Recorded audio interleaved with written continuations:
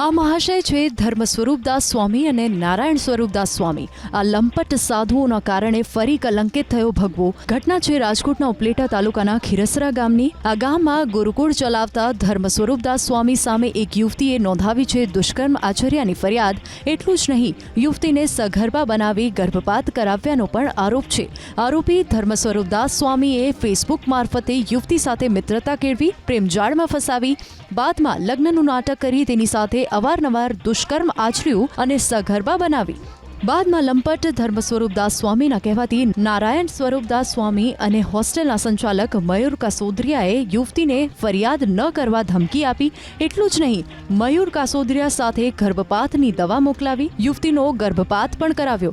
આખરે યુવતીએ રાજકોટના મહિલા પોલીસ સ્ટેશનમાં ફરિયાદ નોંધાવતા જ ત્રણેય આરોપીઓ ભૂગર્ભમાં ઉતરી ગયા છે. તો ધર્મ સ્વરૂપ સ્વામી અને નારાયણ સ્વરૂપ સ્વામીએ વિદેશમાંથી મોટા પ્રમાણમાં ફંડ મેળવી મળતિયાઓના નામે કરોડોની જમીન ખરીદ્યાની પણ ચર્ચા છે. તો એબીપી અસ્મિતાની ટીમ ગેસ્ટ હાઉસમાં પહોંચી, જ્યાં બંને લંપટ સાધુઓ યુવતીને ઉતારો આપતા એબીપી અસ્મિતાની ટીમ પહોંચતા જ રૂમના દરવાજા બંધ કરી દેવાયા. લંપટ સાધુઓની કરતૂતથી ખીરસરા ગામના ગ્રામજનો પણ પરેશાન છે. એ હકીકત જ છે. એની પહેલા અહીંયા શંકરના મંદિરમાં સ્વામીજી એક છોકરીને પૂરી હતી. એના ઘણા વર્ષ થઈ ગયા. એટલે આવ્યા ને શરૂઆતમાં સ્વામીજી ત્યાં લગભગ 2 કે 3 વર્ષ થયા છે.